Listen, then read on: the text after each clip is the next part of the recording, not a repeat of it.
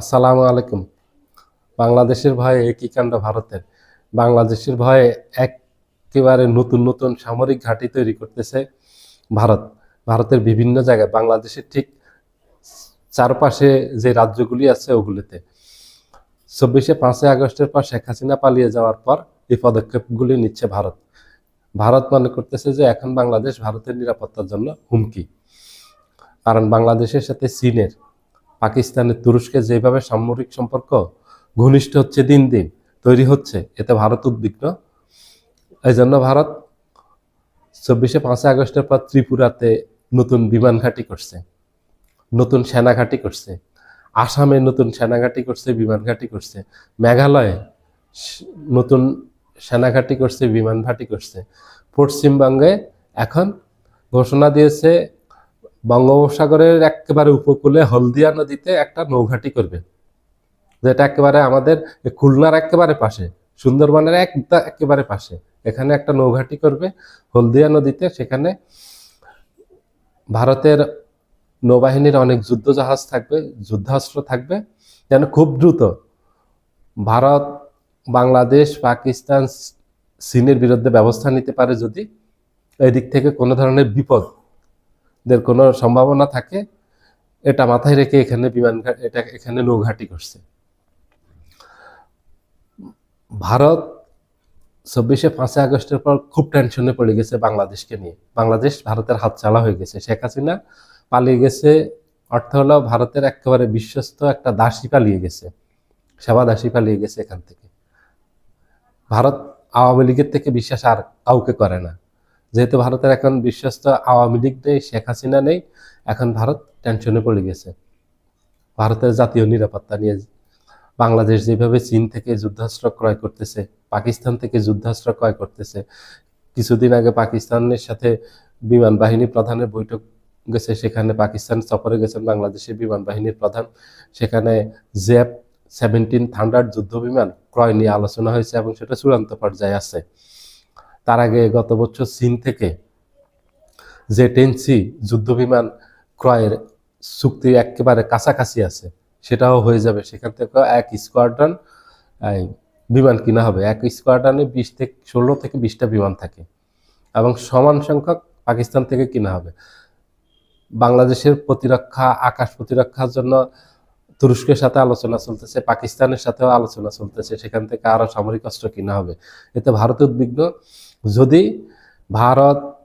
যদি বাংলাদেশ, পাকিস্তান, চীন, তুরস্ক এক হয়ে যদি ভারতের বিরুদ্ধে কোনো ব্যবস্থা নেয় সামরিক, তাহলে ভারত মহাসংকটে পড়ে যাবে। কারণ বাংলাদেশের অবস্থান খুবই গুরুত্বপূর্ণ জায়গায়।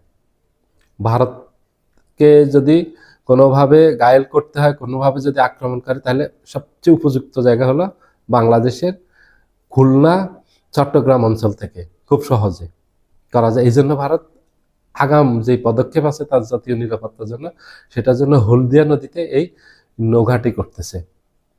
এখানে অনেক ধরনের যুদ্ধাস্ত্র থাকবে, নৌবাহিনীর এই যে করভেট আছে, করভেট থাকবে, ডেস্ট্রয়ার আছে, ফ্রিগেট আছে, সাবমেরিন আছে, এগুলি থাকবে।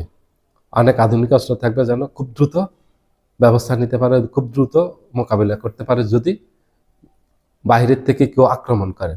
এখন ভারতের সন্দেহ হলো বাংলাদেশকে ব্যবহার করে চীন, পাকিস্তান ভারতের এই দিক থেকে ভারতকে হুমকির মুখে ফেলতে পারে।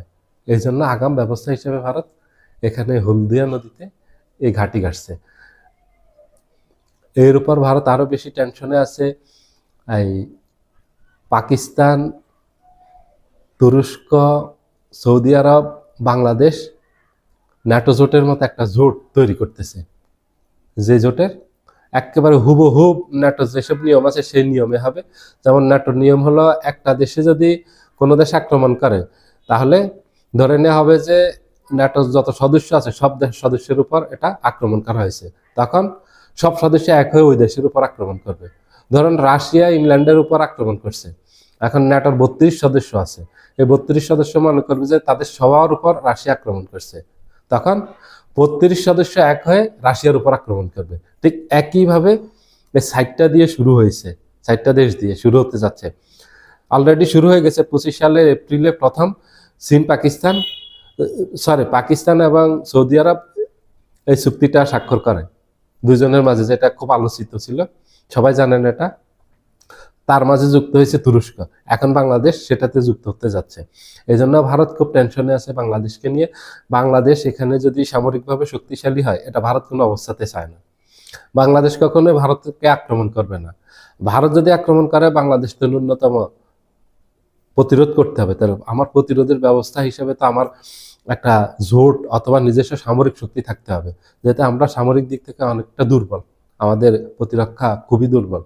এই জন্য পাকিস্তান, তুরস্ক, সৌদি আরবের সাথে যে জোটটা হচ্ছে, এই জোটে গেলে আমাদের খুব লাভবান হবে, বাংলাদেশ লাভবান হবে, বাংলাদেশের প্রতিরক্ষা খুব শক্তিশালী হবে। আর এটাই হলো ভারতের ভয়, বাংলাদেশ যেন প্রতিরক্ষা কোনো অবস্থাতেই শক্তিশালী হতে না পারে। আর যদি হয়, তাহলে হয়তো ভারতের ভয় হলো চীন, পাকিস্তান, তুরস্ক, এরা এই দিক দিয়ে এই বাংলাদেশকে ব্যবহার করে পাকিস্তানে ভারতে হয়তো আক্রমণ করতে পারে। ভারতের এই ভয় পেয়ে বসছে। ভারতের এই ভয় পাওয়ার কোনো কারণ নেই, কারণ হলো বাংলাদেশ কখনো আগ বাড়িয়ে কোনো দেশে আক্রমণ করবে না। বাংলাদেশের প্রতিরক্ষা নীতি হলো শান্তিপূর্ণ, বাংলাদেশ কাউকে আক্রমণ করবে না, শান্তিপূর্ণ থাকবে। কেউ যদি আক্রমণ করে, তাহলে সেটা প্রতিহত করবে, বাংলাদেশ সেই ব্যবস্থা নিচ্ছে।